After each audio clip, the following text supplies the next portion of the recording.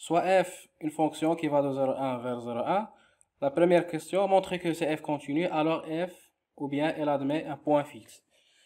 Deuxième question, montrer que f, ou bien montrer que c'est f croissante, alors f aussi admet un point fixe. Donc on commence par la première question, c'est f continu, montrant que f admet un point fixe. Donc ça c'est une question très classique. Et il y a une fonction qui est aussi très classique. C'est la fonction h définie par h de x est égal à f de x moins x, d'accord? On va utiliser le théorème des valeurs intermédiaires pour cette fonction. Donc elle est continue puisque f continu et x continu. Et que on va calculer h de 0 et h de 1 et vérifier que h de 0 fois h de 1 est négatif. D'accord? Donc h est continu puisque f et x le sont. Et h de 0 c'est quoi? C'est f de 0. F de 0 appartenant à 0,1 d'après ça, puisque f a valeur dans 0,1. Cela veut dire que f de 0 supérieur ou égal à 0. Et donc h de 0 positif. H de 1, c'est f de 1 moins 1. D'accord? F de 1 appartenant à l'intervalle 0,1. Ceci implique que f de 1 inférieur ou égal à 1. Ce qui implique f de 1 moins 1, ça va être négatif. C'est-à-dire h de 1 négatif. Donc h de 0 fois h de 1 négatif. Donc qu'est-ce que vous remarquez? Donc h continue sur 0,1 et h de 0 fois h de 1 négatif. Donc d'après le théorème des valeurs intermédiaires, TVI, il existe C appartenant à 0,1 tel que h de C est égal à 0. Et donc f de C est égal à C. Deuxième question, montrer que c'est f croissante, alors elle admet un point fixe.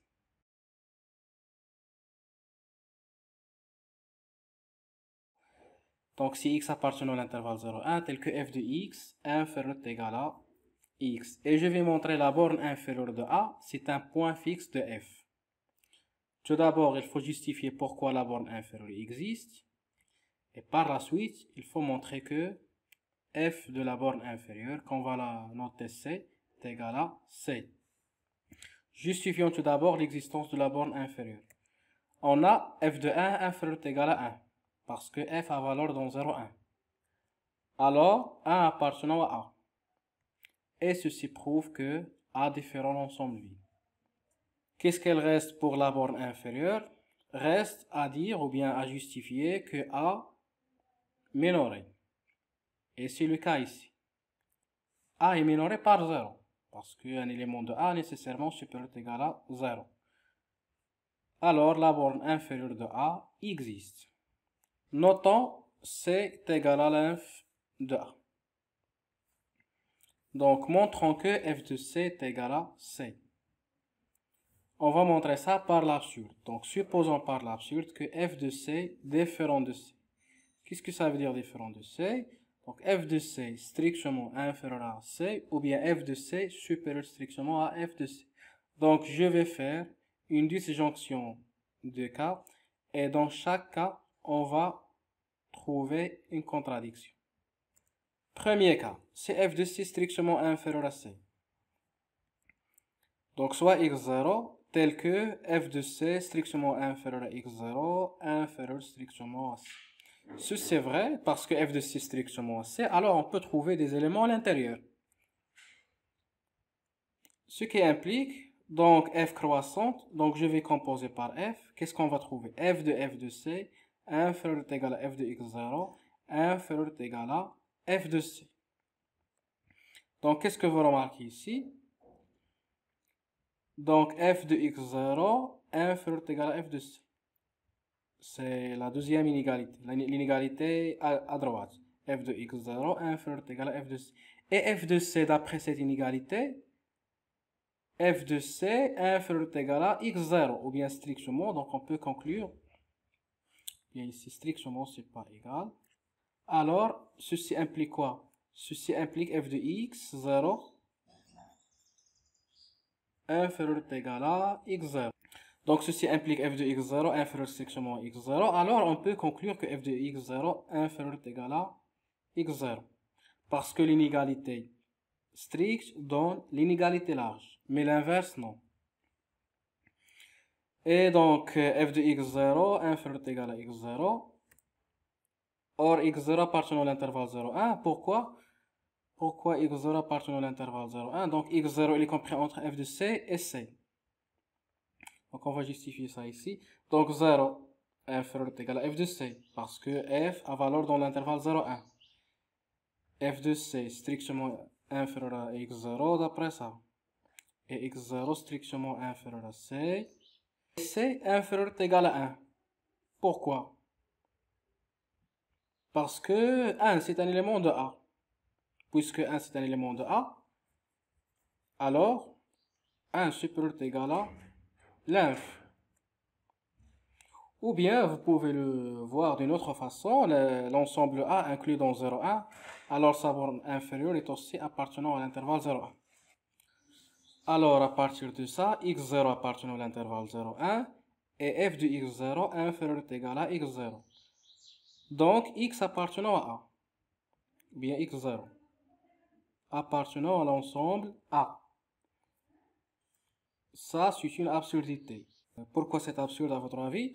Parce que x0, elle est, à partir de ça, inférieure strictement à c. Donc, x0 strictement inférieur à l'inf. Et x0 appartenant à A, c'est pas possible. Parce que tous les éléments de A doivent être supérieurs ou égal à l'inf de A. Voilà l'absurdité du premier cas. Maintenant, deuxième cas. Si f de c est strictement supérieur à c. Donc, pour ce cas, on va utiliser la caractérisation de la borne inférieure. Posons epsilon est égal à f de c moins c. Donc, ce epsilon est strictement positif.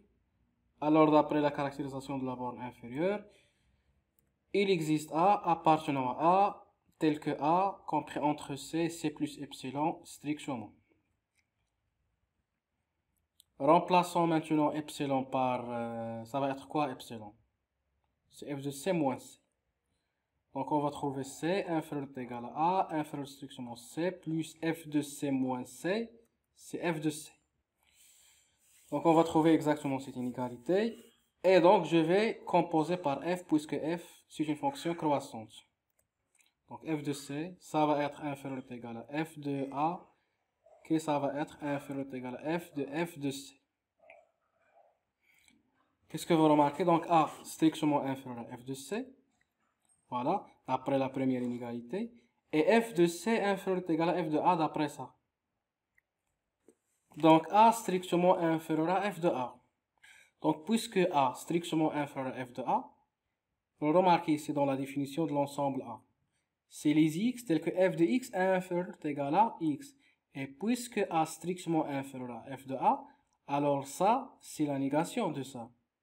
Donc ce A n'appartenant pas à A. Contradiction. Pourquoi? Parce que A au départ, il était dans A. Voilà, donc c'est une absurdité. En conclusion, qu'est-ce qu'on a trouvé? Dans le premier cas, on a trouvé une absurdité. Et dans le deuxième cas, on a trouvé une absurdité. Alors f de c différent de c est fausse. Et par suite, f de c est égal à c.